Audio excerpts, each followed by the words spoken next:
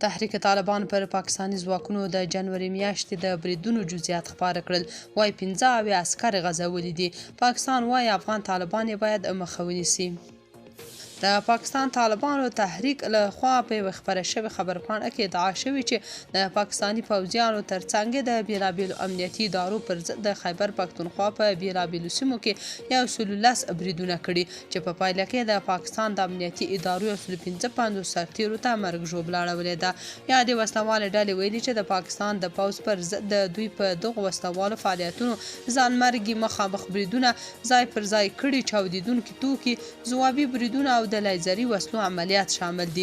ټي ټي پي وړاندې ویلي چې په دغو بریدونو کې ټول ټال د پوځ په ګډون د پاکستان د امنیتي ادارو 15 سرتیري وژلي، 80 تنه ټپیان کړي او 10 تنه نورې بیا ژوندي نیولي دي. په خبرپاڼه کې راغلي چې د دغو بریدونو په پایله کې د خیبر پښتونخوا په ټانګ او شمالي وزیرستان کې تر ټولو ډیر پاکستاني پوځیان وژلي چې شمیر یې 40 تنو ته رسیږي. همداراز ادعا شوې چې په بېلابېلو بریدونو کې د پاکستاني امنیتي ادارو څخه یو شمیر وسلې او ټانګونه هم نیولي دي.